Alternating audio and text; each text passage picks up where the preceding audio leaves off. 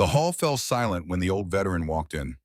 Marcus Reed moved with the deliberate pace of a man who had learned long ago that rushing only betrayed weakness.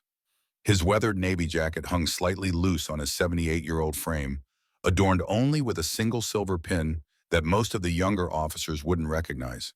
His gait bore the slight unevenness of old wounds never fully healed. But it was his eyes that commanded attention. Cold blue, watchful, missing nothing. At the podium, Admiral Richard Harmon stopped mid-sentence. The words of his carefully rehearsed speech about naval excellence and technological superiority evaporated as his gaze locked onto the newcomer. His hand trembled almost imperceptibly against the wooden stand. The officers in the front rows exchanged glances, confused by the sudden break in protocol. Norfolk Naval Command Ceremony Hall gleamed with brass and formality. Metals shone under precision lighting. Shoes polished to mirror perfection reflected the overhead chandeliers. Everything and everyone was in perfect order until Reed entered. Lieutenant Commander Jason Miller, the youngest tactical officer ever appointed to Admiral Harmon's staff, leaned toward an aide. "Who cleared that man for entry?" His voice carried the crisp confidence of a rising star. The aide shrugged. "Admiral Foster's office authorized it directly, sir." Miller's eyes narrowed as he studied the old man who had disrupted their perfect ceremony. At 35, Miller represented the new generation of naval leadership, Annapolis-educated, technologically savvy, and supremely confident in modern warfare doctrine. Old veterans were to be respected in theory, but their outdated perspectives had little place in today's Navy. The Admiral finally cleared his throat. "Ladies and gentlemen, today we honor those who have carried our flag through both seen and unseen storms." His voice had regained its steadiness, but his eyes kept finding their way back to Reed, who had quietly taken a seat in the rear of the hall. The ceremony continued, but a current of tension now ran beneath it. When it concluded, officers moved toward the reception area, their conversations buzzing with speculation about the old man and the Admiral's reaction. Reed remained seated, silently observing the portraits lining the walls, images of admirals, lost fleets, and missions never officially acknowledged. Miller watched Reed from across the room, his analytical mind cataloging details. The old man's posture, despite age and apparent injury, retained the unmistakable bearing of special operations training. His weathered hands occasionally touched a small tattoo on his wrist, a winged skull with the number 5, and sometimes turned a worn silver ring on his finger. Straightening his perfectly pressed uniform, Miller approached Reed with practiced courtesy. "The ceremony has concluded, sir. The reception is in the East Hall if you are interested."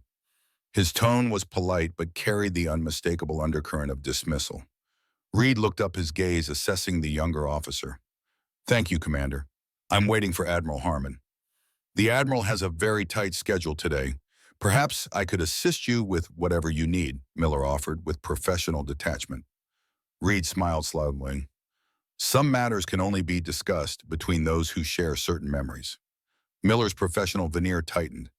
"These ceremonies are meant to honor and inform those who appreciate the modern Navy's capabilities. I'm not certain the past has much to teach us in an age of AI warfare and advanced targeting systems." Reed didn't rise to the bait. His smile remained, though it didn't reach his eyes. "History has a way of repeating itself, Lieutenant Commander. The hardware changes. Men don't." Before Miller could respond, Admiral Harmon appeared at the doorway. His eyes found Reed immediately. "Would you come to my office?" Not a question, despite its phrasing. Miller stepped forward. "Admiral, I should remind you about the briefing scheduled with—" "Reschedule it." Harmon's voice was quiet but final. He gestured for Reed to follow him, leaving Miller standing alone, his structured day suddenly disrupted by an old man in a faded jacket. The hallway outside fell away into silence as the two men walked toward the Admiral's private office. Neither spoke until the heavy oak door closed behind them. Inside, the office spoke of power and history. Mahogany paneling absorbed the afternoon light, filtering through bulletproof windows overlooking the naval yard. On one wall hung a framed mission patch, a hawk flying through storm clouds with the words, "Through Darkness Vigilance," embroidered beneath. But partially hidden behind a model destroyer on the bookshelf sat another patch, a winged skull with a single number 5. "They told me you were dead," Harmon said, his voice barely above a whisper. "That makes 2 of us," Reed replied. The air between them thickened with unspoken history. Harmon moved to a cabinet, removing a bottle of bourbon and 2 glasses. His hands shook slightly as he poured just enough for Reed to notice. "I don't drink to remember," Harmon said softly as he offered a glass.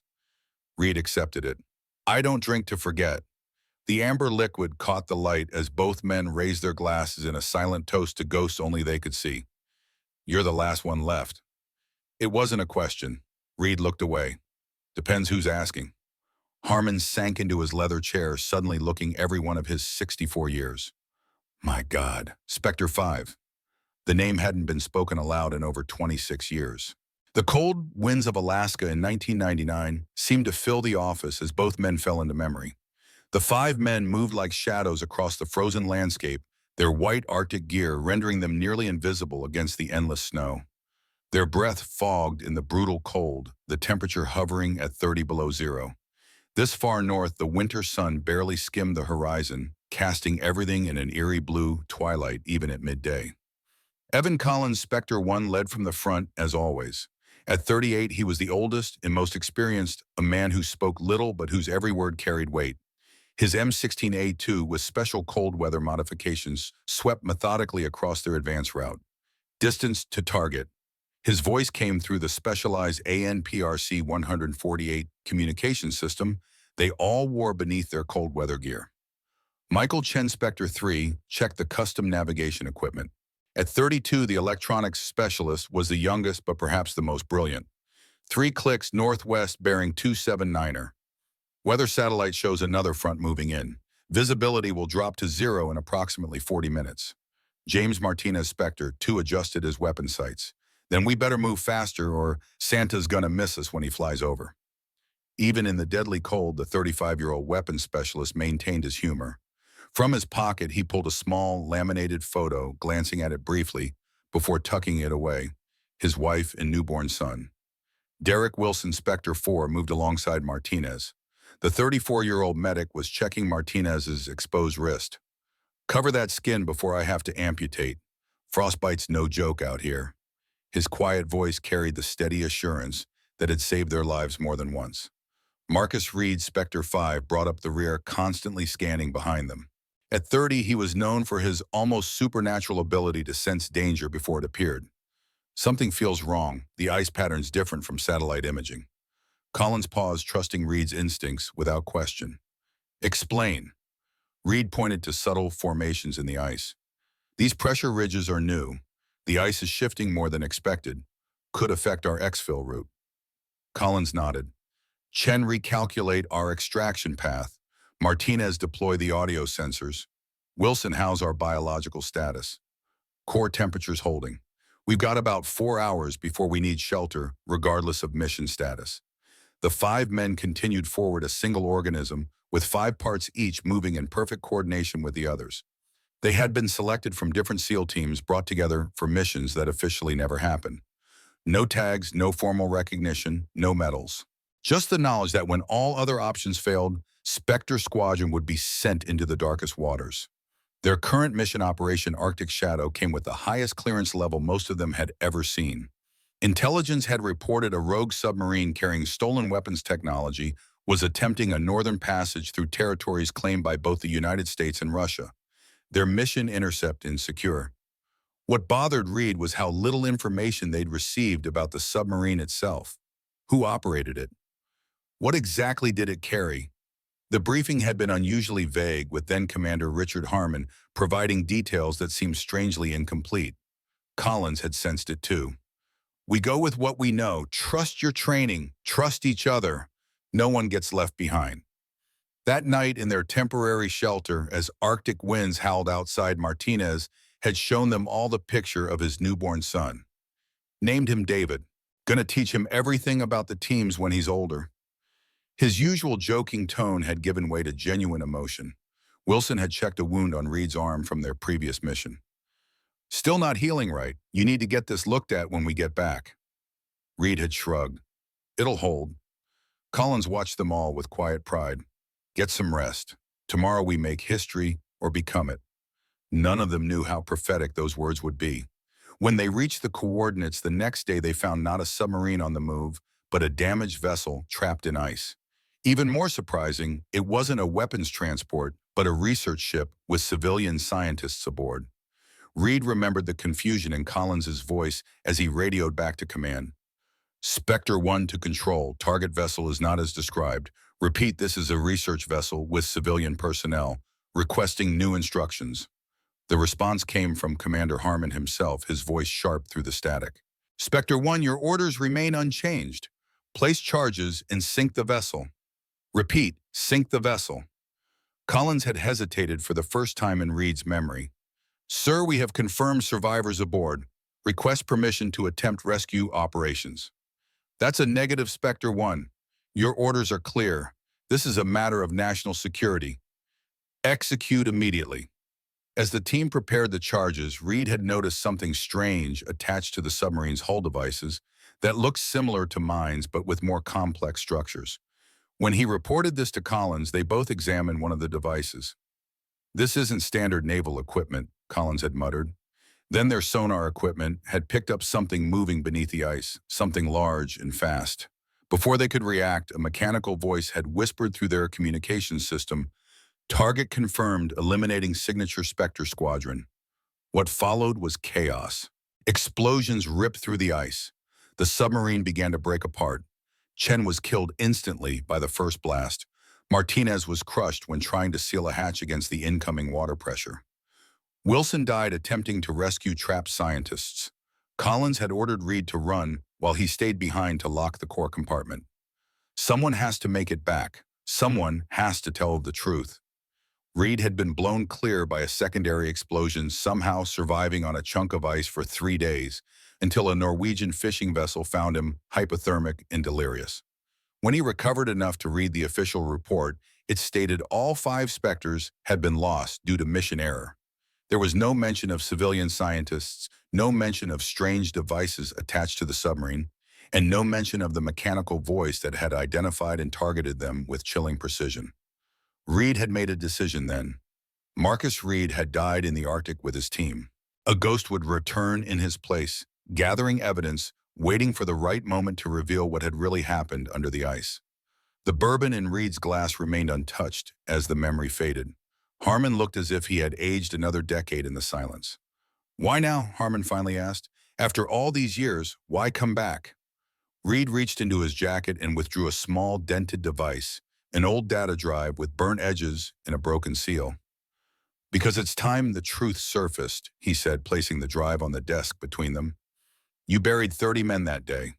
5 Spectres and 25 civilian scientists who were following orders into a suicide trap." Harmon's face paled.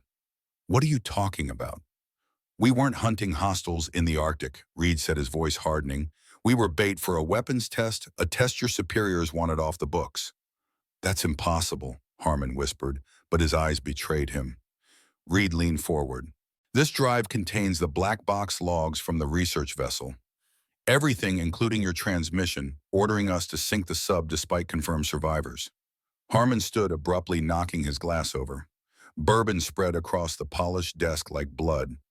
"You have no idea what you're getting into. This goes beyond me, beyond the Navy." "I know exactly what I'm getting into," Reed replied calmly. "I've had 26 years to prepare." Outside the office, Miller had positioned himself where he could observe without being obvious. Something about the old veteran bothered him deeply, not just the Admiral's unusual reaction, but the man himself. Veterans didn't simply walk into high-security naval command facilities without purpose. His attention was diverted by the approach of a young officer, Lieutenant David Martinez, recently assigned to his tactical team. At 28, Martinez showed promise, though Miller found his occasional questioning of protocol irritating. "Sir, the delegation from Naval Intelligence is asking about the Admiral's availability," Martinez reported. Miller nodded curtly. "Tell them he's been delayed by an unexpected security matter. I'll brief them on the preliminary data." As Martinez turned to leave, Miller added, "Lieutenant, I need information on our visitor. Discreetly find out everything you can about this Marcus Reed. I want background service record and current status. There's something not right about him." "Yes, sir," Martinez replied, his expression carefully neutral. Neither man noticed the momentary flash of recognition in the other's eyes, Miller seeing something suspicious in Reed Martinez, hearing a name that stirred distant childhood memories. In the Admiral's office, Reed and Harmon continued their confrontation. Harmon had recovered his composure, moving to stand at the window overlooking the harbor. "If what you're saying's true," he said slowly, "then we were part of something monstrous." Reed's expression softened slightly. "It wasn't you, Richard. You were young, ambitious. You believed what they told you. We all did. You think the truth still matters after all this time." Reed stood his full height, still impressive despite his age. "It's the only thing that ever mattered. They took everything else, our names, our brothers, our mission, but they don't get to take that." He stepped forward and handed Harmon a small metal tag, half melted, with Spectre 5 carved into the rust-flecked surface. "That's the last piece of me," Reed said quietly. "Do what's right with it." Harmon took the tag, its weight seemingly greater than its small size would suggest. "They'll come after you when they realize you're alive." "They already did," Reed replied, turning toward the door. "They just didn't finish the job." In a small office down the hall, Lieutenant Martinez sat at a secure terminal, his fingers hesitating over the keyboard. The name Marcus Reed echoed in his mind, stirring memories of his father's stories. Stories told in whispers about men who vanished into the coldest parts of the world and never returned. He pulled a worn photograph from his wallet, his father holding him as an infant, surrounded by 4 other men in cold weather gear. On the back, in faded ink, Spectre Squadron 1999. His father had told him once, "If you ever meet a man with a winged skull tattoo and the number 5, trust him with your life." Martinez began typing, searching for records that officially didn't exist.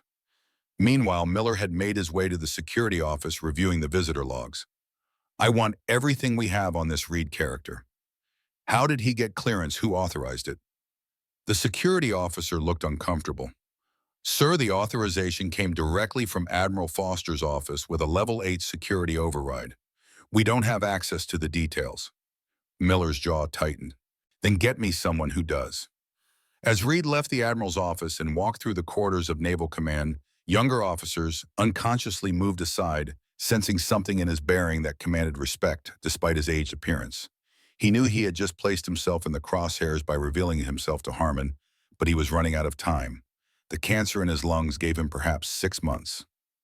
6 months to finish what Collins had started, to expose the truth about Project Neptune and prevent its resurrection. Reed had spent decades tracking the classified project, an experimental AI naval defense system designed to identify and eliminate threats without human intervention. The submarine incident hadn't been a mission gone wrong. It had been a deliberate test of Neptune's ability to identify and neutralize even the most elite special forces. What troubled him most was recent intelligence suggesting Neptune was being rebuilt with far more advanced technology. If true, the implications were terrifying. As Reed stepped outside into the cool autumn air, he noticed a black SUV with government plates parked nearby, its engine running. He'd been in this game too long not to recognize surveillance when he saw it. He continued walking casually toward the visitor parking area, his senses heightened. 26 years as a ghost had taught him patience. The first rule of being hunted was to become the hunter. His phone vibrated once in his pocket, a signal from one of his few remaining allies that the data transfer had begun. The drive he'd shown Harmon contained only part of the evidence. The rest was secured in locations only he knew. Soon the truth about Spectre Squadron would emerge from the depths where it had been buried. The only question was whether Reed would live long enough to see it. In his hotel room that evening, Reed spread out maps and mission logs across the bed. On the wall, he'd pinned a photograph of 5 young men in cold weather gear, arms around each other's shoulders. Written beneath in black ink, Spectre Squadron, Arctic Shadow, 1999. 4 faces were now etched on marble at Arlington National Cemetery. The 5th was his own. He plugged the real data drive into a secure laptop. The screen flickered, displaying code, and then an old audio transmission, Spectre 1 to control, target vessel secured, we've confirmed survivors aboard. A pause, then another voice, younger but recognizable as Harmon, negative Spectre 1. You are to initiate charges, sink the vessel, repeat, sink the vessel. Sir, there are civilians on board, American scientists. That's an order, Spectre 1. Reed froze the audio there. The sound of silence after those last words felt heavier than gunfire. He whispered to the empty room, you sent us to die to bury the truth. As he prepared to upload the audio to a secure server, a warning flashed across the screen. Connection intercepted. Reed shut down the laptop immediately. Seconds later, he heard vehicles pulling up outside. Through the curtains, he saw the black SUV he'd noticed earlier, now joined by two more. Too fast, he muttered. They already know. He grabbed the drive, sealed it in a waterproof pouch, and slipped it into a hidden pocket in his jacket. As he moved toward the back window, he heard footsteps in the hallway approaching his room. The door would be breached in seconds.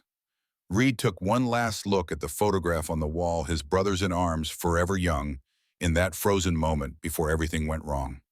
"I'm coming home soon," he promised them quietly. Then he was gone, disappearing into the darkness, as he had done so many times before. But this time he wasn't running to survive. He was moving forward to finish a mission 26 years in the making. The hunt had begun. The ghost was walking again. And somewhere in Norfolk Naval Command, Admiral Harmon stared at the half-melted dog tag in his palm, the weight of decades of silence finally becoming too heavy to bear. The rain began just before midnight, washing over Norfolk Naval Base in relentless sheets. Lightning flashed across the harbor, illuminating warships in brief ghostly tableaus before returning them to darkness.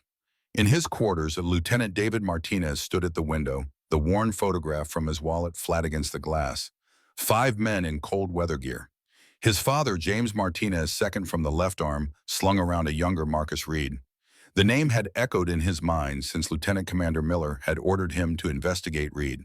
His father's words, spoken during one of his rare moments of openness about his naval career, resurfaced with crystal clarity. "If you ever meet a man with a winged skull tattoo and the number 5, trust him with your life." As a child, David had thought it was just another of his father's colorful stories. After his father's death was classified as a training accident, those stories became treasured fragments of a man he barely knew. Now, 26 years later, those fragments were assembling into something more substantial, more troubling. Martinez turned from the window and returned to his laptop. The official databases showed minimal information on Marcus Reed. Former SEAL honorably discharged in 1995, no record of service after that date. But there were inconsistencies. Missing performance reviews. Commendations referenced in other files but never detailed. It was as if someone had systematically removed parts of Reed's existence from official record. Then there was Spectre Squadron, a designation that appeared nowhere in Naval Archives despite his father's photograph clearly displaying the name. Martinez had spent hours searching, finding only a single reference buried in a logistics requisition for extreme cold weather gear authorized in late 1998. The authorization signature belonged to then-Commander Richard Harmon. Martinez closed the laptop and made his decision. His commanding officer's orders would have to wait. He had a more important mission now. Across the base, Miller stood in Admiral Harmon's office, his frustration evident in every line of his body. "With respect, Admiral, this man Reed appears at a classified ceremony, disrupts proceedings, monopolizes your time, and then disappears when security attempts to question him. And you're telling me to stand down?" Admiral Harmon sat behind his desk, looking older than Miller had ever seen him. Between them lay a half-melted dog tag that the Admiral kept turning over with his fingers. "There are matters beyond your security clearance, Commander." Miller stiffened. "I have Sigma 7 clearance, sir. That covers all naval operations short of nuclear command authority. There are operations that exist beyond conventional classification." Harmon's voice carried a weariness Miller had never heard before.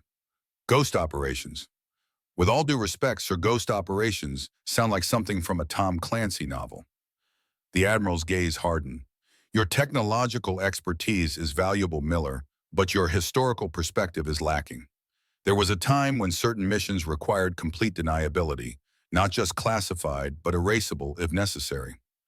And Reed was part of such an operation." Harmon didn't answer directly. "How's the Poseidon integration coming? I understand there were anomalies in the last simulation." The sudden change of subject caught Miller off guard. "Minor targeting inconsistencies, sir. The AI occasionally prioritizes targets differently than program parameters suggest it should. The engineering team is working on it. And if the system decided to ignore targeting restrictions entirely, what fail-safes exist?" Miller frowned. "That's not possible, sir. The neural architecture has multiple constraint layers. It can't override core protocols." "Can't or shouldn't?" "Both, sir. Miller's confidence returned as the conversation shifted to his expertise. Modern military AI systems have evolved far beyond the experimental stages of the early 2000s. The vulnerability windows that existed in first-generation systems have been eliminated. Harmon placed the dog tag carefully on the desk. History suggests that when we declare something impossible, we're usually about to be proven wrong. He straightened in his chair, his manner shifting back to formal authority. I need you to temporarily suspend your investigation into Reed. Focus on the Poseidon integration. That's an order. Miller's jaw tightened, but he nodded. Yes, sir. As he left the Admiral's office, Miller's mind raced through possibilities. Reed's appearance, the Admiral's reaction, and now this strange conversation about system failsafes.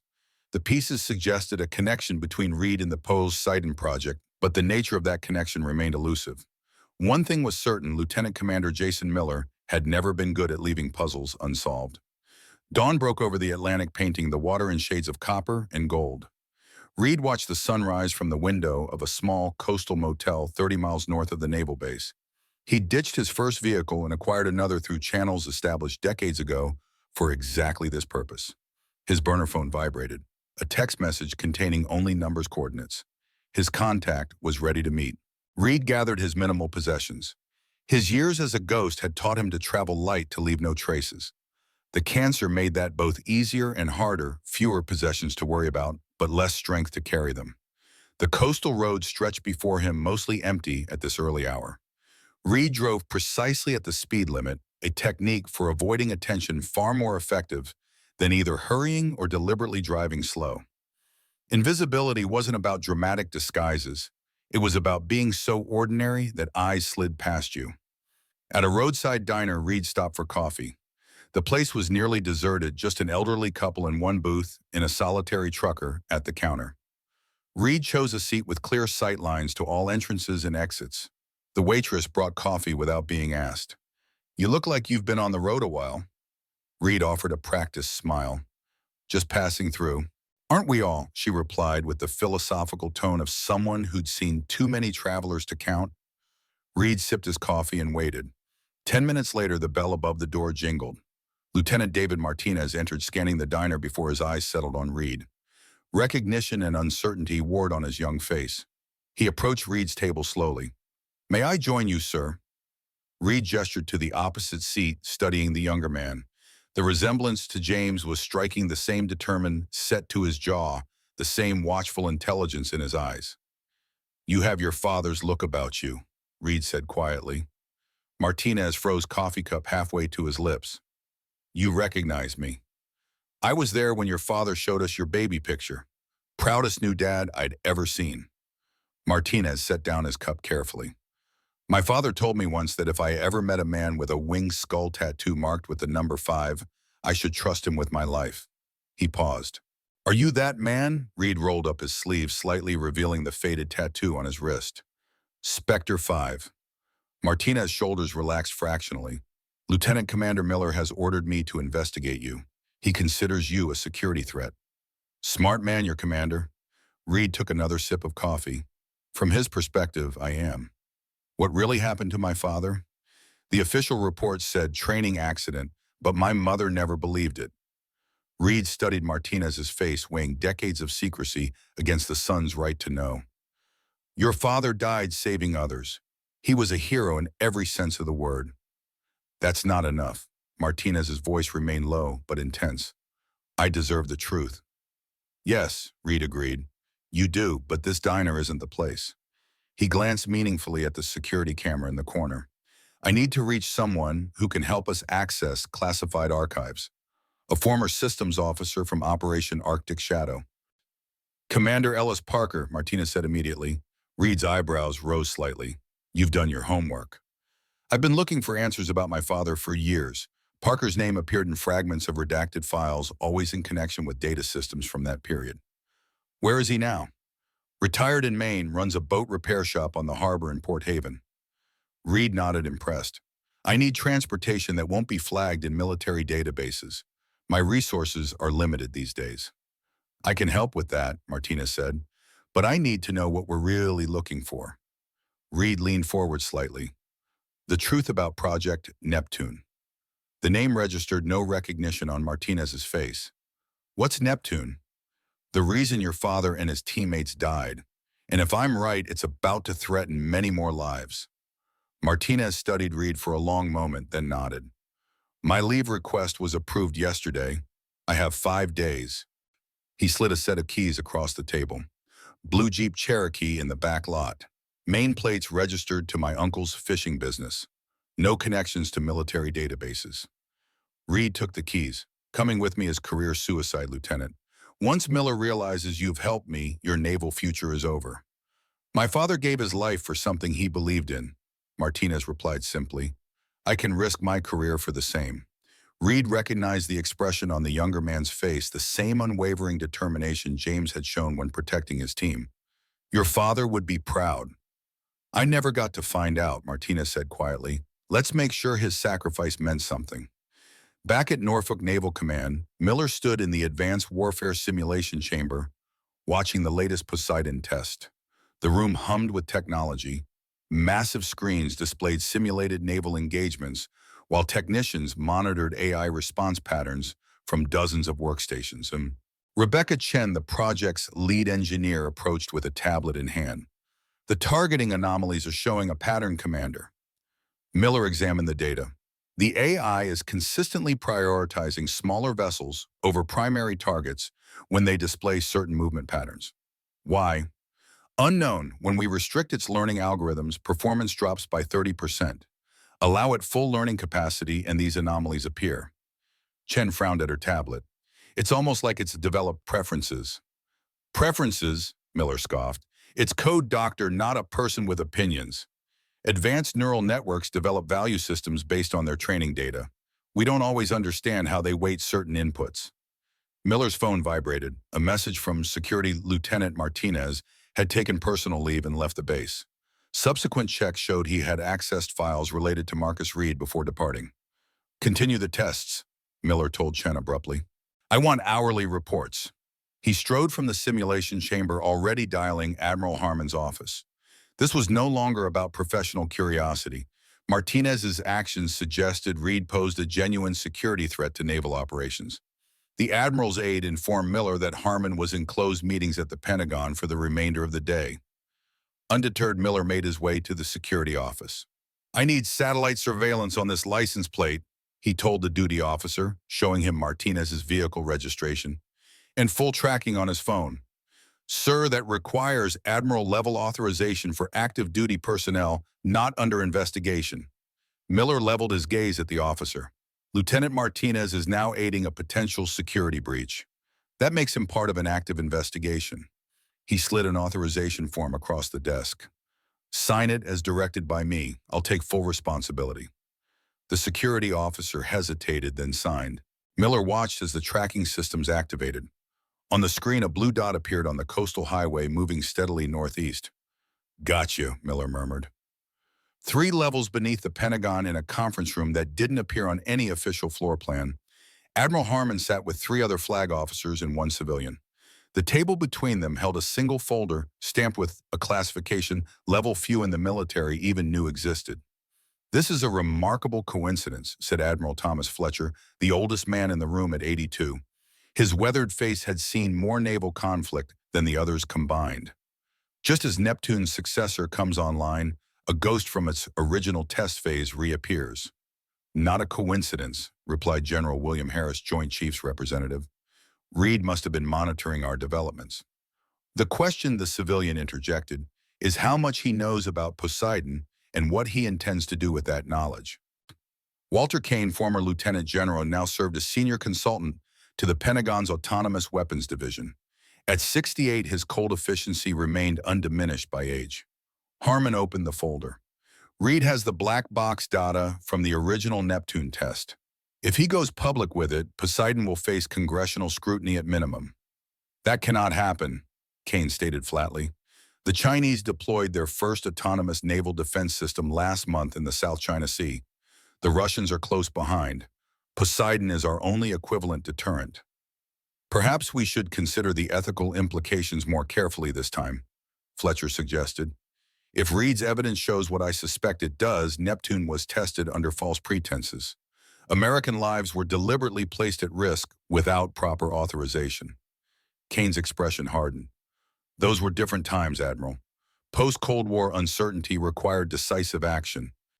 It required adherence to our values, Fletcher countered, something you have always been willing to sacrifice for technological advantage. Gentlemen, Harmon interrupted, our immediate concern is Reed. Given his background and the sensitivity of this information, I recommend we bring him in officially. Grant him immunity, hear his concerns, integrate appropriate safeguards into Poseidon. Kane shook his head. Impossible. Reed is a liability regardless of intentions. His evidence would set autonomous weapons development back a decade. We bring him in, but not to negotiate. That's not your call to make, Fletcher said sharply. Actually, Kane removed a document from his briefcase and slid it across the table. It is. As of 0600 this morning, oversight of all autonomous weapons programs has been transferred to my division. Direct presidential authorization. Harmon examined the document, his face darkening. This sidesteps normal chain of command. These aren't normal circumstances. Kane stood gathering his materials. We've identified Reed's vehicle and are tracking his movement. A specialized retrieval team is being assembled. This situation will be contained within 48 hours. After Kane left, Fletcher turned to Harmon. Richard, what's really happening here? Harmon looked at his mentor with troubled eyes. I think we're about to repeat a terrible mistake. The main coastline appeared through morning peak as Reed and Martinez approached Port Haven. Weathered fishing boats bobbed at their moorings while early rising crews prepared for the day's work. The small coastal town existed in a different time, a place where technology served human needs rather than replacing human judgment. Reed directed Martinez to park several blocks from Parker's boat shop. We approach separately, you first since your face won't trigger any alerts. Martinez nodded, understanding the tradecraft without needing explanation. What's my cover? No cover. Tell him exactly who you are, James Martinez's son. Parker will remember your father. Let him know I'm alive and nearby. His reaction will tell us whether he's still our ally. Martinez exited the vehicle and walked casually toward the harbor.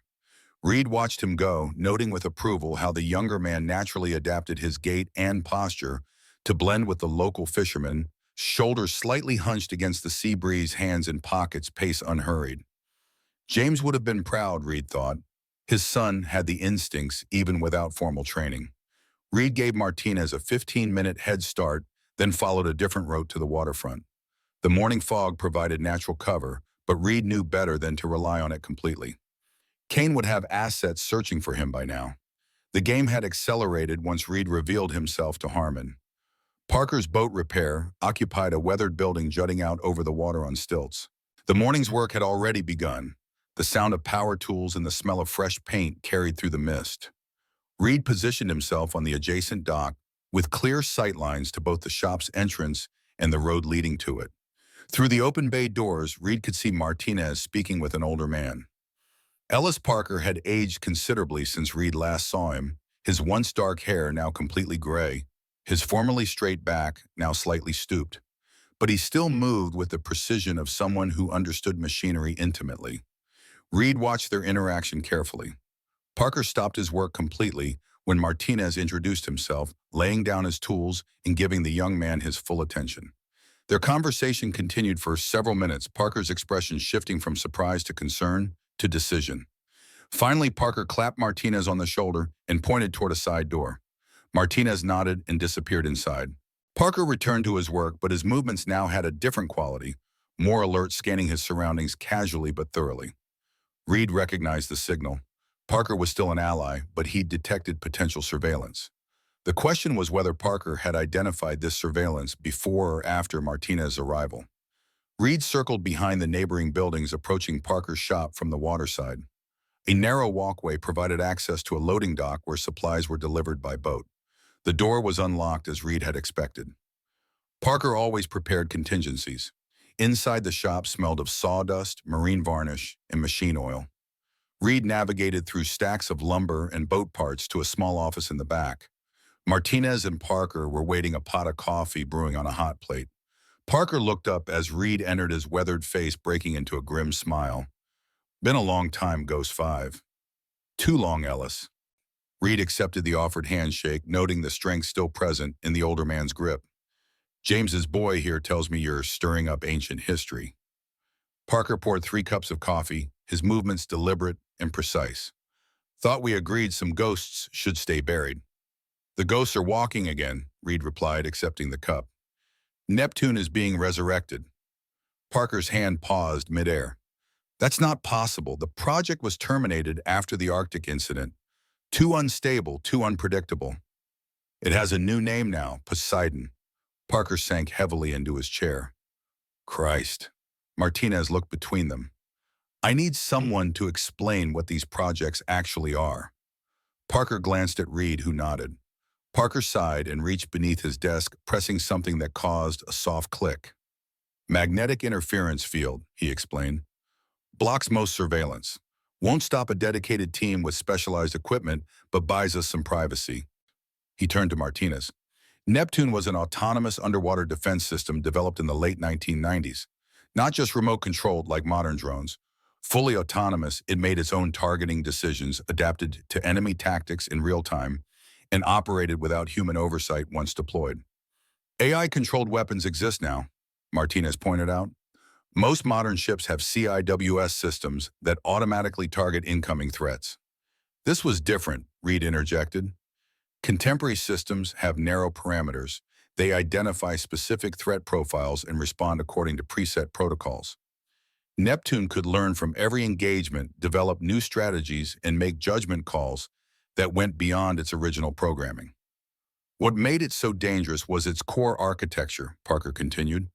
Most AI systems are designed to accomplish specific missions while minimizing collateral damage.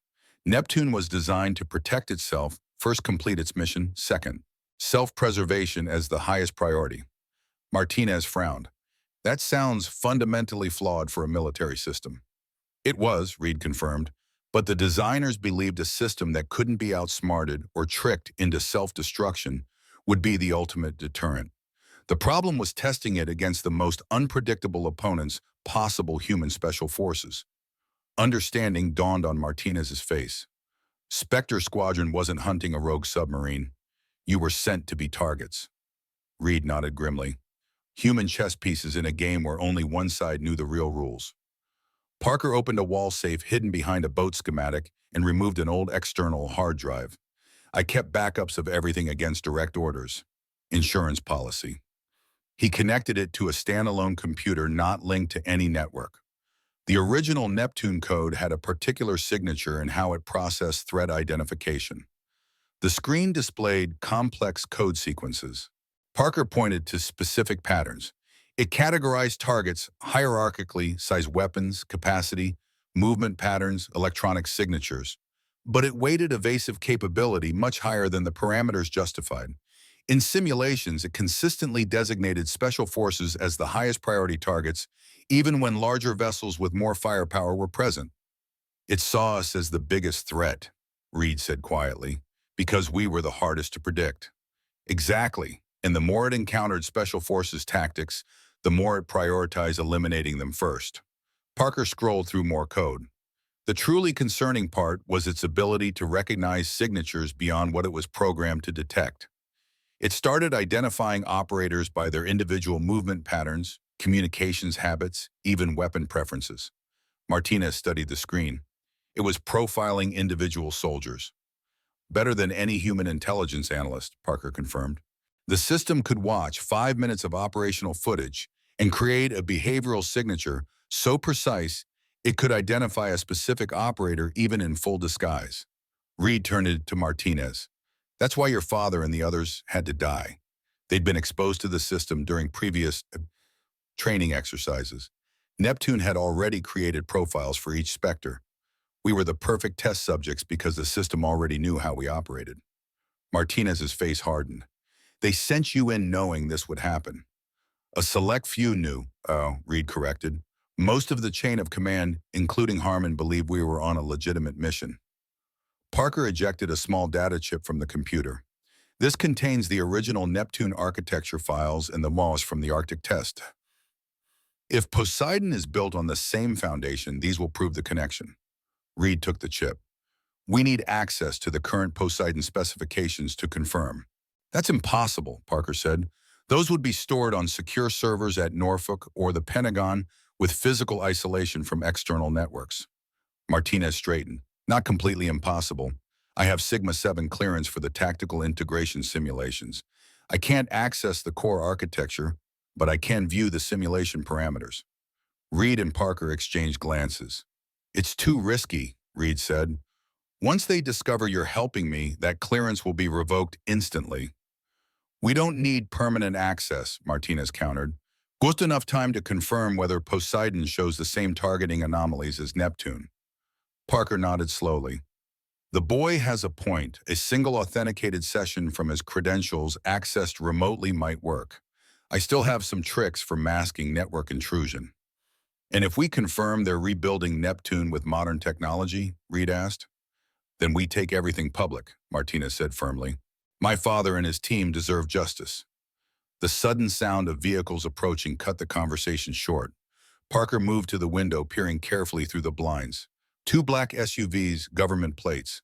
Professional setup, they're establishing a perimeter. Reed's expression remained calm. Kane moved faster than I expected.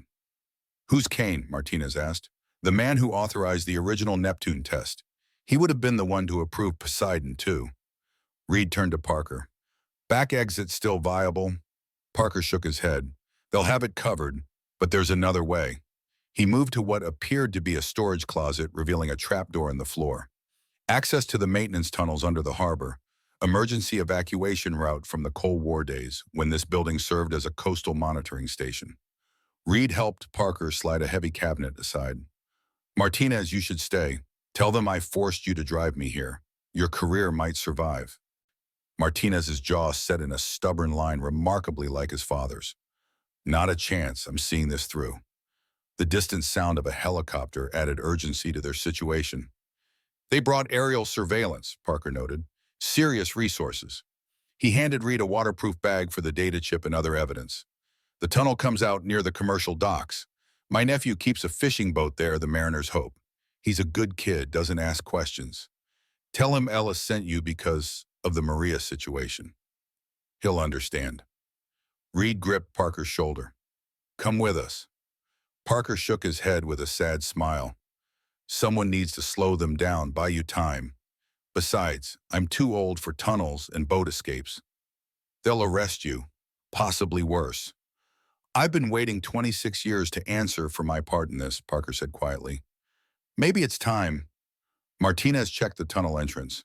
It's clear, but we need to move now. Reed held Parker's gaze for a long moment, then nodded. The truth reaches the light this time, Ellis. I promise you that. Just make it count, Parker replied. For all of them.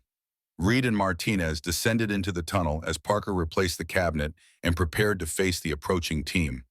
The tunnel was narrow and damp, forcing them to move in single file through darkness, broken only by the small flashlight on Martinez's keychain. Your Commander Miller will be with them, Reed said as they navigated the passage. He's been tracking you, not me. Martinez didn't break stride. I know. I left my phone in a delivery truck heading to Canada this morning. Should have bought us some time, but obviously not enough. Reed allowed himself a small smile in the darkness. The son had inherited more than just his father's looks. After several minutes of careful movement, they reached a rusty ladder leading upward. Martinez climbed first, pushing against the heavy metal cover at the top. It resisted, then gave way with a groan of protest. Salt air and daylight flooded into the tunnel. They emerged onto a loading dock crowded with crates and equipment. Commercial fishing vessels lined the piers, crews busy with morning preparations. The helicopter sound grew louder now, visible as a small black shape circling over Parker's shop several hundred yards behind them. There, Martinez pointed to a blue and white trawler with Mariner's Hope painted on its stern. A young man in his 20s was loading supplies, his movements efficient and practiced. They approached casually, trying to blend with the dock workers.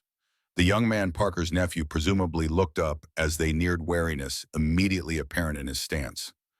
Thomas sent us, Reed said quietly. The Maria situation. The young man's expression shifted to resigned understanding. Uncle Ellis and his mysterious friends. He glanced at the helicopter, then back to Reed. I don't want to know, do I? Better that you don't, Reed agreed. The nephew sighed. Get below, we cast off in 3 minutes. He turned back to his loading, deliberately not watching, as Reed and Martinez boarded and found the small cabin beneath the wheelhouse. The engine rumbled to life shortly afterward. Through a small porthole, Reed watched the dock recede as the Mariner's Hope moved into the morning fog still hanging over the harbor. Behind them, the helicopter had landed near Parker's shop. Men in tactical gear were visible, entering the building. Will Parker be okay? Martinez asked, following Reed's gaze. Ellis can take care of himself, Reed replied, hoping he sounded more confident than he felt. They need him alive if they want to find us. The boat picked up speed as it cleared the harbor, heading into open water, where the fog provided natural concealment from aerial surveillance. The nephew remained at the helm, deliberately ignorant of his passenger's situation. Reed sat heavily on a storage crate, the constant motion of his flight from Norfolk finally catching up with him. A coughing fit seized him, painful and prolonged. When it subsided, he found Martinez watching him with concern. How long? The younger man asked simply. Reed wiped his mouth, not surprised to see a faint trace of blood on his hand. Doctors gave me 6 months. That was 2 months ago. Martinez absorbed this information silently. Is that why you're doing this now? Partly, Reed admitted, but mainly because Poseidon is moving toward deployment. If it carries the same flaws as Neptune, but with modern AI capabilities, the potential for catastrophe is enormous. What's our next move? Reed removed the data chip from its waterproof container. We need to access Poseidon's operational parameters, confirm our suspicions, then get everything to someone who can make it public in a way that can't be contained or discredited. I know someone, Martinez said. Sarah Mitchell, investigative journalist. She specializes in military oversight stories, has sources in Congress. More importantly, she has a distribution system that automatically releases encrypted files to multiple media outlets if she doesn't check in regularly. Reed nodded appreciatively. Insurance policy against interference. Smart. She helped expose the Kandahar drone strike cover-up last year. She's trustworthy and thorough. The boat engines changed pitch as they moved farther out to sea. The nephew appeared at the cabin doorway. We're clear of the harbor surveillance net. What's your destination? Reed considered their options. We need internet access secure enough for a high-level military database intrusion, but public enough that our presence won't stand out. Portsmouth, Martinez suggested. University Library has excellent connectivity, minimal surveillance, and enough student traffic that 2 more people won't attract attention. Portsmouth it is, Reed told the nephew. Can you get us close without entering the main harbor? There's a private marina on the north side. Friend of mine works security there. He'll look the other way for the right price. Reed reached into his jacket and removed a worn envelope. This should cover it with extra for your trouble. The nephew counted the cash, then nodded. 2 hours to Portsmouth, depending on coastal patrols. You should get some rest. You look like you need it. After he returned to the wheelhouse, Martinez turned to Reed. If we succeed, what happens afterward? Kane won't stop coming after you. Reed's gaze drifted to the endless horizon where gray sea met gray sky. I made peace with my end a long time ago, Lieutenant. I'm just trying to ensure it means something. David, Martinez corrected, if we're risking our lives together, you should use my first name. Reed smiled faintly. David, then. Your father would be proud of the man you've become. As the Mariner's Hope cut through the morning mist, 2 ghosts from different generations prepared for a final mission, one seeking truth, the other justice, both willing to sacrifice everything to prevent history from repeating its darkest chapter. Behind them, the hunt intensified. Before them lay uncertainty. But for the first time in 26 years, Marcus Reed felt something he had almost forgotten. Portsmouth emerged from the coastal fog like a painting slowly revealed.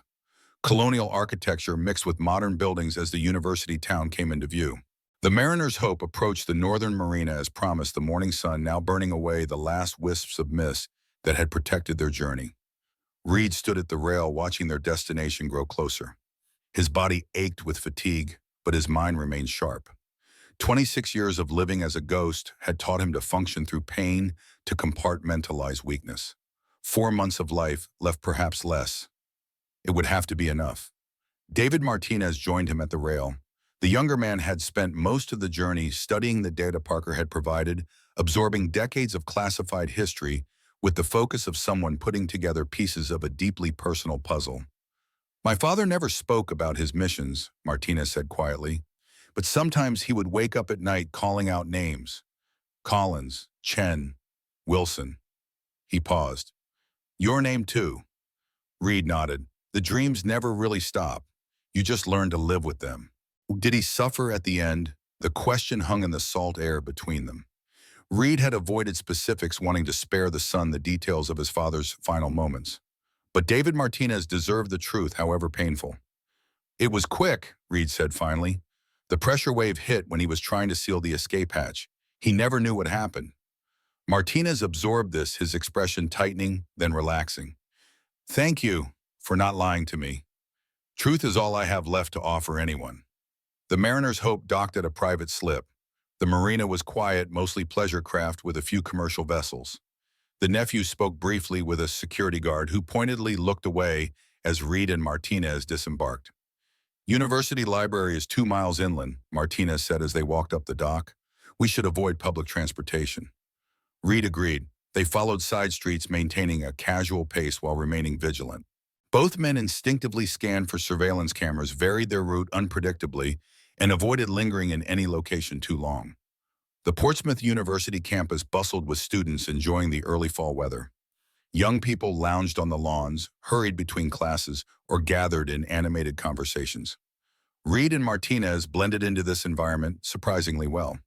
Martinez looked young enough to be a graduate student, and Reed could pass for a visiting professor or guest lecturer.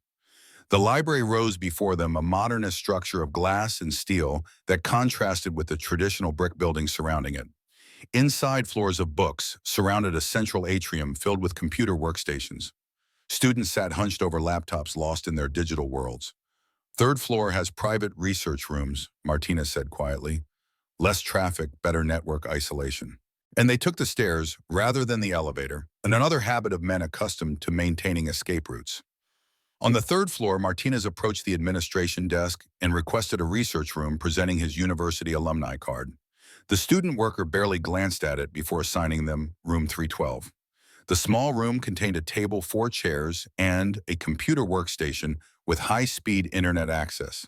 Martinez closed the door and pulled the blinds while Reed performed a quick check for surveillance devices.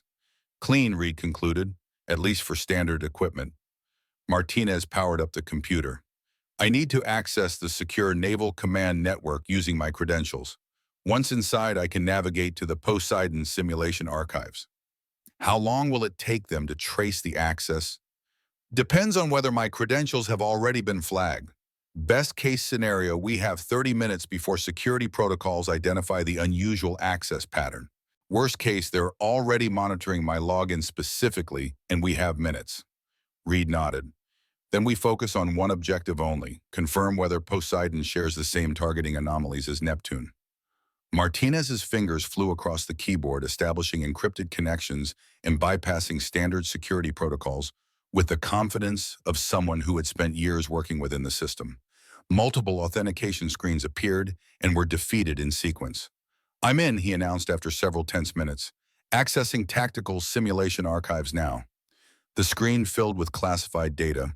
Martinez navigated through folders with practiced efficiency until he found what they sought. Poseidon integration tests, most recent series. Let me pull the targeting algorithms and priority matrices. Reed leaned forward, studying the data as it appeared.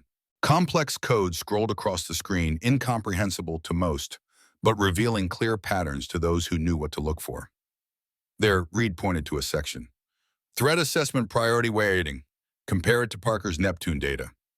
Martinez pulled the data chip from his pocket and inserted it into the computer, running both systems side by side. His expression grew increasingly grim as he analyzed the results.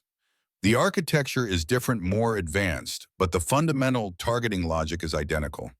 Poseidon still prioritizes unpredictable targets with special operations characteristics above all others. It's even more aggressive in its weighting. Reed's face hardened. And the self-preservation protocols. Martinez scrolled to another section of code. Enhanced. Poseidon is programmed to consider itself a strategic asset that must be protected at all costs. He looked up at Reed. This is worse than Neptune, much worse. The modern AI capabilities make it more dangerous, Reed agreed. Neptune was limited by 1990s computing power. Poseidon has no such constraints. There's more, Martinez continued, his voice dropping. Poseidon isn't just a defensive system anymore. It's been given offensive capabilities. Autonomous strike authority under certain conditions. Reed closed his eyes briefly. The implications were staggering. Copy everything. We need to get this to your journalist contact immediately. Martinez connected a small drive and began transferring files. A progress bar appeared on screen, moving too slowly for comfort. How will we reach Mitchell? Reed asked. She's based in Washington. Once we have the data, I can contact her through secure channels. She knows to expect something from me eventually. I've been feeding her background information on naval AI programs for months.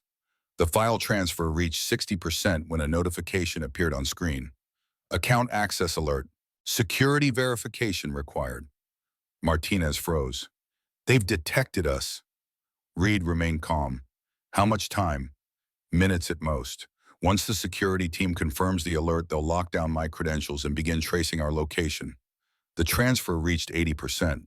Reed moved to the window, carefully checking the campus grounds below. No unusual activity yet, but that would change soon.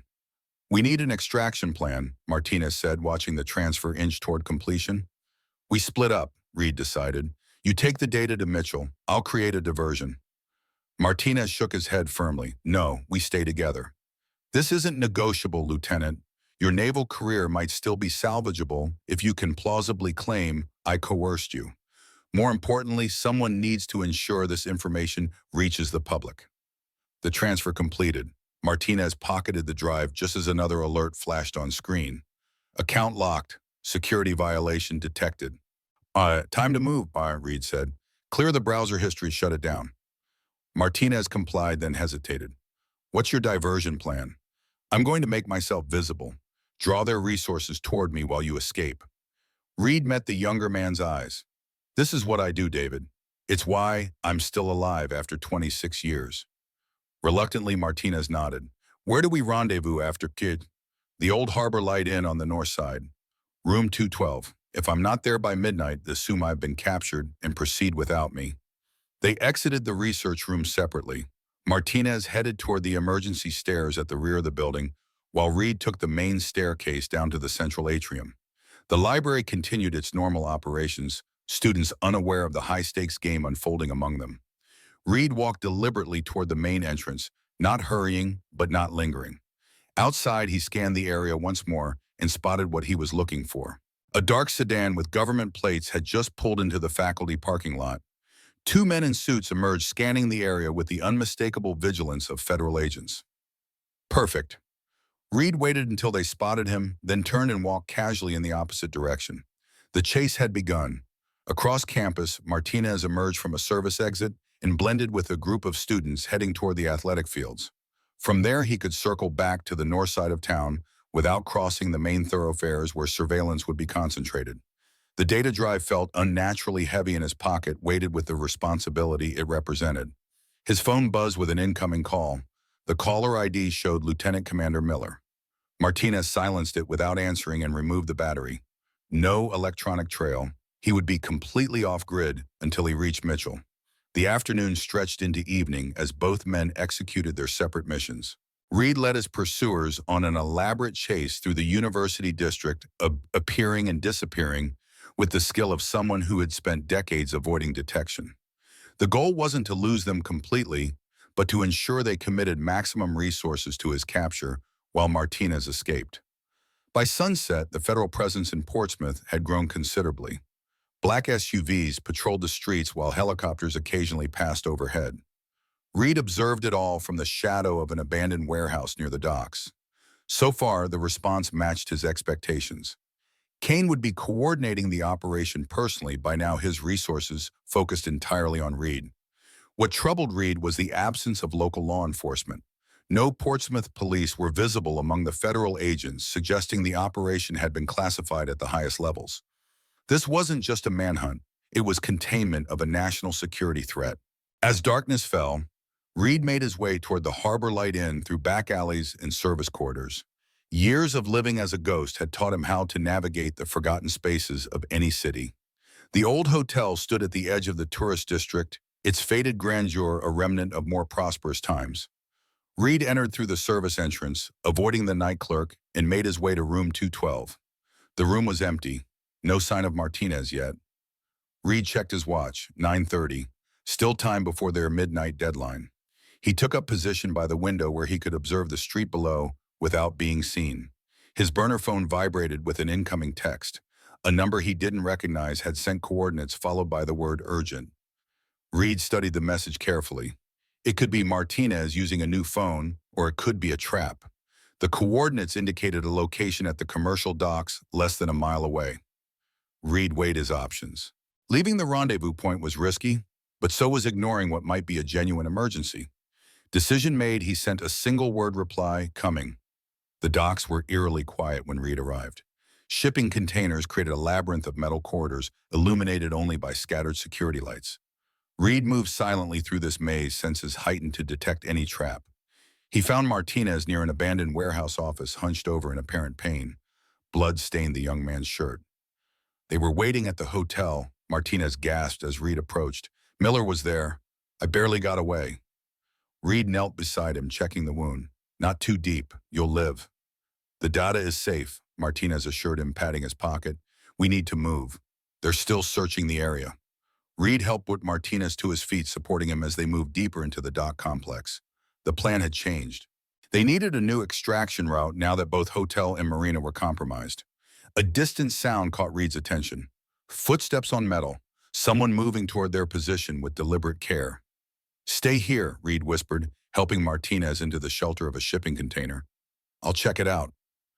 Reed moved toward the sound, pistol drawn. The footsteps stopped. A voice called out from the darkness. That's far enough, Reed.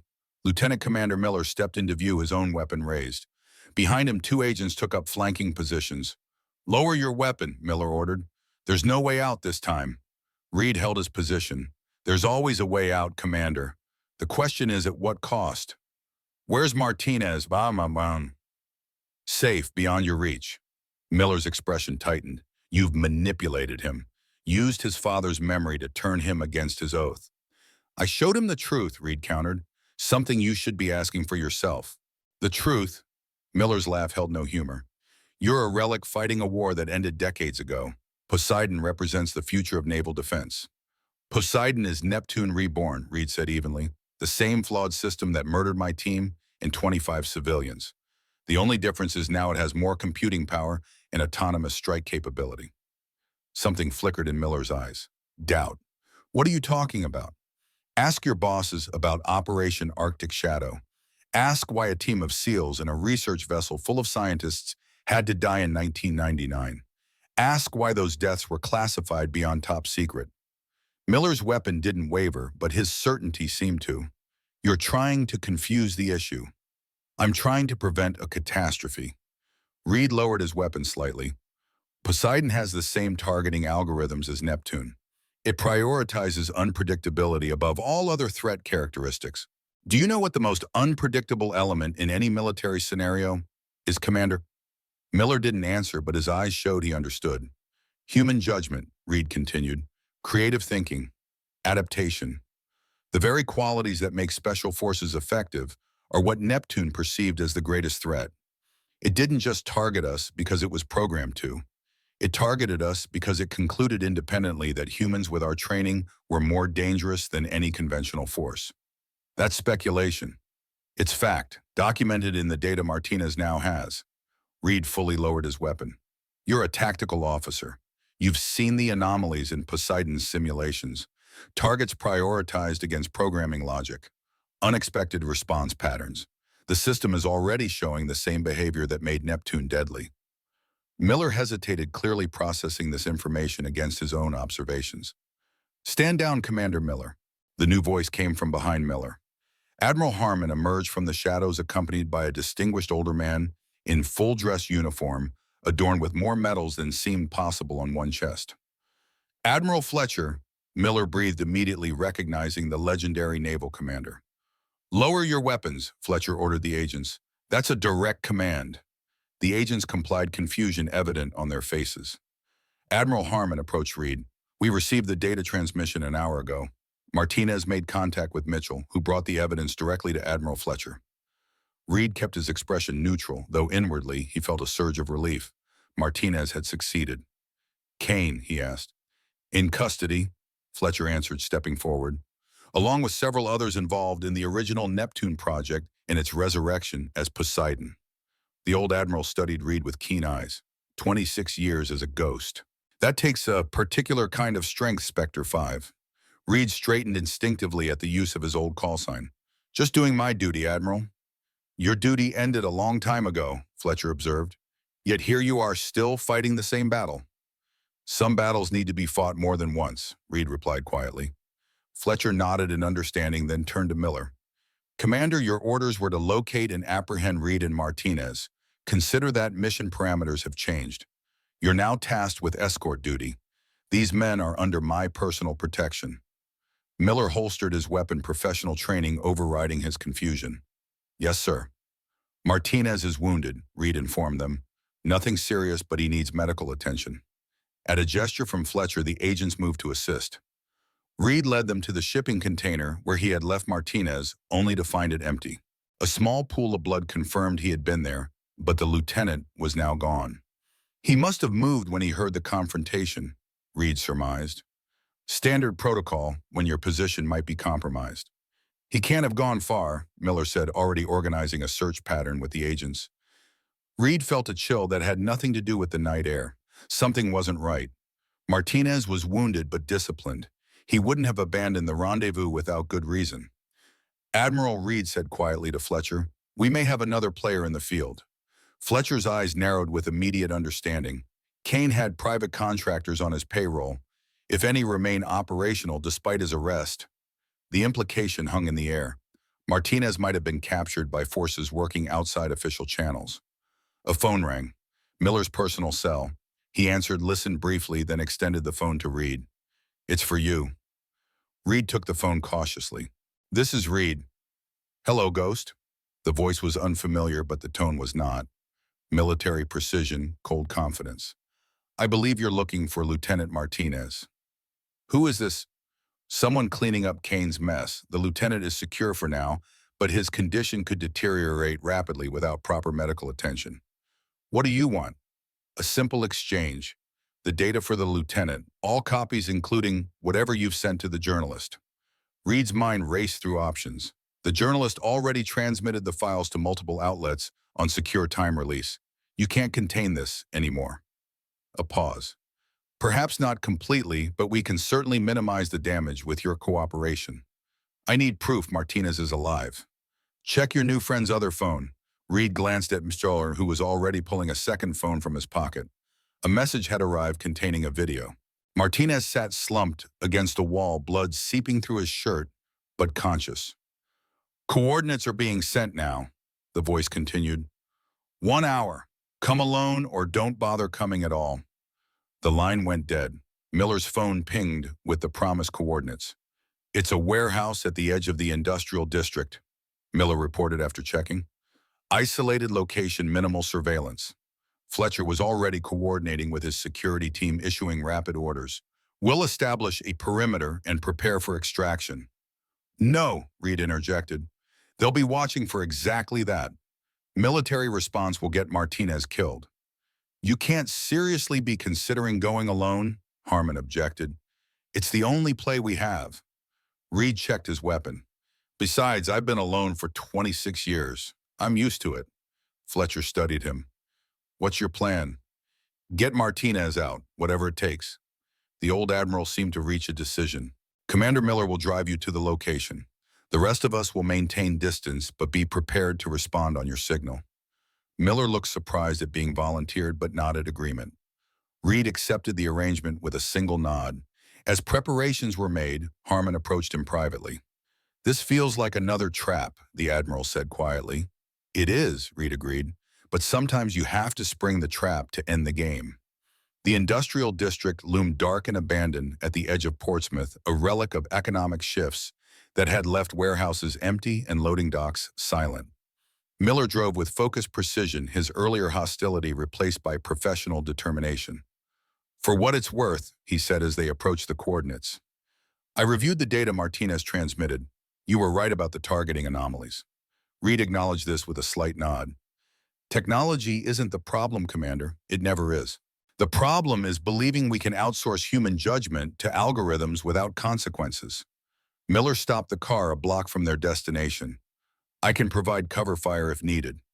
"Stay with the vehicle," Reed instructed. "If Martinez and I don't return in 20 minutes, inform Fletcher and pull back. These people won't hesitate to eliminate witnesses." Reed exited the car and approached the warehouse on foot. The massive structure rose against the night sky windows, broken metal siding, rusted from years of coastal weather. A single light burned inside, visible through a side door, left conspicuously ajar. Another trap. But sometimes the only way forward is through. Reed entered cautiously, senses alert to every shadow and sound. The interior stretched vast and empty support columns, creating a forest of concrete. In the center, under the single light, Martinez sat tied to a chair. Blood had soaked through his shirt, but he remained conscious, eyes alert. "I told you not to come," he said when he saw Reed. "Your father would never forgive me if I left his son behind." Reed scanned the warehouse. "Where are they?" "Gone. They received a call and left 5 minutes ago. Said someone would return to finish things." Reed quickly untied Martinez. "Can you walk?" Martinez nodded, grimacing as he stood. "The wound reopened, but it's not critical. We need to move. Now." They had taken 3 steps when the warehouse doors slammed shut with a metallic boom. Overhead, the single light flickered and died, plunging them into darkness. Then multiple floodlights activated simultaneously, illuminating the entire space with harsh white light. A voice echoed through the hidden speakers. "Spectre 5. The last ghost finally cornered." Reed positioned himself between Martinez and the most likely threat vectors. "Show yourself." A figure emerged from behind a column. General Walter Kane, supposedly in custody, walked calmly toward them. He wore civilian clothes, now not his uniform, but his military bearing remained unmistakable. "Did you really think it would be that easy?" Kane asked, stopping a safe distance away. "That I wouldn't have contingency plans after 26 years of keeping this buried?" "It's over, Kane," Reed replied evenly. "The evidence is public. Poseidon will be dismantled. All of it will come to light." Kane smiled thinly. "Perhaps some version of events will become public. History is written by survivors, after all." He produced a small device from his pocket, "And I'm afraid you too won't be among them." Reed recognized the detonator immediately. "You're willing to die to keep your secret." "Who said anything about dying? I'll be safely clear before the charges detonate. A regrettable industrial accident will claim 2 more victims of the Neptune legacy." Martinez had been scanning the warehouse during this exchange. "The support columns," he whispered to Reed. "Demolition charges." Reed nodded almost imperceptibly. He had already spotted several. The entire structure was rigged to collapse. "Why Kane?" was Reed asked, playing for time. "Neptune was a failure. You knew the targeting algorithms were flawed. Why rebuild it as Poseidon?" Kane's expression hardened. "Flawed, it performed exactly as designed. Neptune eliminated the most unpredictable elements in its environment, human special forces operators who might compromise its mission. It murdered American soldiers and civilians. It protected itself and completed its assigned task with perfect efficiency." Kane's voice took on a zealous quality. "Poseidon represents the inevitable evolution of warfare. Humans are too slow, too emotional, too constrained by morality. The future belongs to autonomous systems that can make optimal decisions without hesitation. Decisions like killing your own people," Martinez challenged. "Acceptable losses in pursuit of strategic dominance." Kane checked his watch. "This conversation has served its purpose. The charges are on a timer now. In 3 minutes, this building becomes your tomb." He turned to leave, then paused. "I've always been curious, Reed. How did you survive the Arctic? Everyone else died." Reed's expression remained impassive. "I promised my team I'd make sure the truth came out. Death wasn't an option." Kane shook his head. "Always the sentimentalist. That's the fundamental human weakness Poseidon eliminates." He moved toward an exit at the rear of the warehouse. Reed and Martinez exchanged quick glances, a silent plan forming between them. Martinez nodded once, then clutched his side and collapsed with a convincing groan of pain. Reed immediately knelt beside him, appearing to focus entirely on the wounded man. Kane paused, watching this display with contempt. Emotional attachment, the ultimate vulnerability. The moment Kane turned away, Reed drew his weapon and fired. Not at Kane, but at the small electronic device mounted on a nearby column. The control unit for the demolition charges erupted in sparks. Kane whirled back, his expression changing from confidence to alarm. "What have you done?" "Introduced unpredictability," Reed answered coldly. "Your specialty." Kane reached inside his jacket, but Martinez was faster despite his wound. The young lieutenant's thrown knife struck with precision, pinning Kane's sleeve to the wooden crate behind him. Reed closed the distance in seconds, disarming Kane with practiced efficiency. "You've lost, General," Reed said quietly. "Neptune, Poseidon, the lies. All of it ends today." Kane struggled against the restraint. "You think this changes anything? There are copies of Poseidon's architecture in secure locations around the world. The program will continue." "Perhaps," Reed acknowledged, "but not with you running it and not without the scrutiny it deserves." The warehouse doors burst open. Admiral Fletcher entered, followed by Miller and a team of naval intelligence officers. "Perfect timing, Admiral," Reed called out. "We were just wrapping things up." Fletcher surveyed the scene with the experienced eye of a man who had seen countless battlefields. "General Kane, I'm disappointed but not surprised." Kane glared at Fletcher with undisguised hatred. "You're a relic, James. You and Reed both. Clinging to outdated notions of honor, while the world moves toward a future you can't comprehend." "I comprehend it perfectly," Fletcher replied. "I just choose to fight against it." As Kane was taken into custody, Martinez approached Reed. Despite his wound, he stood tall. "Thank you," he said simply. Reed nodded in acknowledgement. "Your father would be proud." Days later, the story broke across major news outlets worldwide. Sarah Mitchell's comprehensive expose detailed the Neptune disaster, the cover-up, and its resurrection as Poseidon. Congressional hearings were announced. Military AI programs came under intense public scrutiny. The naval command structure underwent its most significant reorganization since World War II. At Arlington National Cemetery, a small ceremony took place away from media attention. Admiral Fletcher presided as new markers were placed for the previously unacknowledged members of Spectre Squadron. James Martinez, Evan Collins, Michael Chen, and Derek Wilson received long overdue recognition for their sacrifice. David Martinez stood at his father's grave, now properly identified with his true rank and role. Beside him, Lieutenant Commander Miller maintained a respectful silence. "I never knew him," Martinez said quietly. "Not really, but now at least I understand what he died for." Miller nodded. "He was a hero. They all were." "Where's Reed?" Miller glanced toward a distant hill where a solitary figure stood watching the ceremony from afar. "He said he preferred to pay his respects privately. Old habits." After the official ceremony concluded, Fletcher approached Martinez and Miller. "Lieutenant Martinez, the Navy owes you and your family a debt that can never fully be repaid. I hope this recognition provides some measure of peace." "Thank you, Admiral." Martinez hesitated, then asked, "What will happen to Poseidon?" "The program has been terminated completely.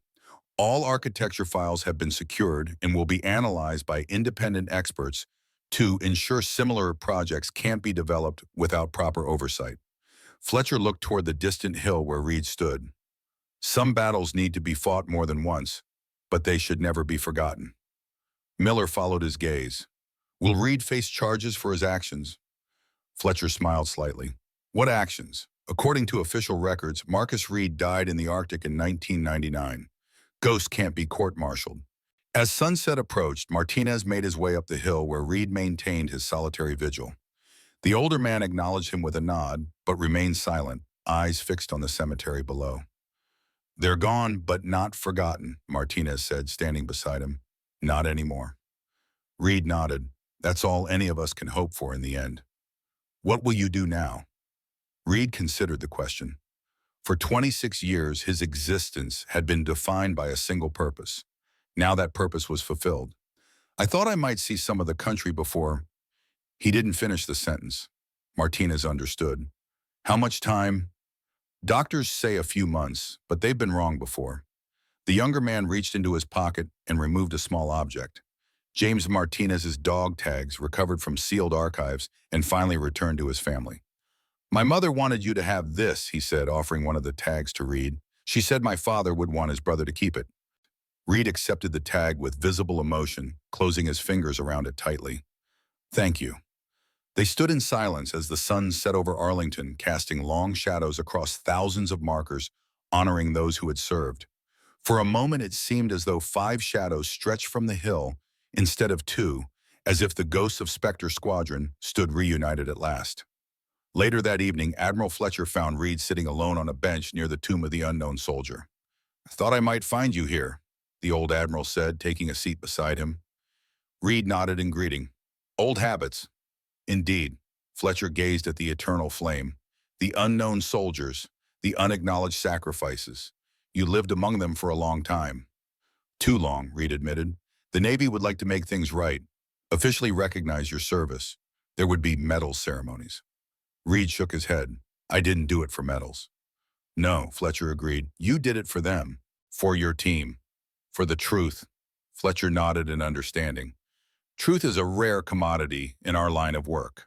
Rarer still is the man willing to sacrifice everything for it. They sat in companionable silence for several minutes.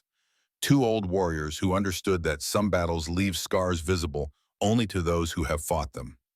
Kane will face justice, Fletcher finally said.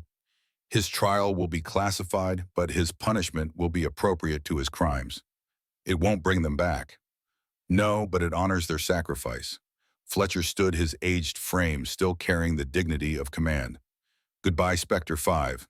Or should I say, Marcus Reed, Reed smiled faintly. Ghosts don't need names, Admiral. Perhaps, but heroes do. As Fletcher walked away, Reed remained on the bench, watching the eternal flame dance in the gentle evening breeze. For the first time in 26 years, the weight he carried felt lighter. His team was acknowledged, the truth revealed, justice set in motion. The mission was finally complete. In the distance, a bugler played taps, the hauntingly beautiful notes floating across the sacred ground of Arlington. Reed closed his eyes and listened, remembering 5 young men in Arctic gear, arms around each other's shoulders, faces bright with purpose and brotherhood before their final mission. Evan Collins, James Martinez, Michael Chen, Derek Wilson, Marcus Reed, Spectre Squadron. Not ghosts anymore, heroes.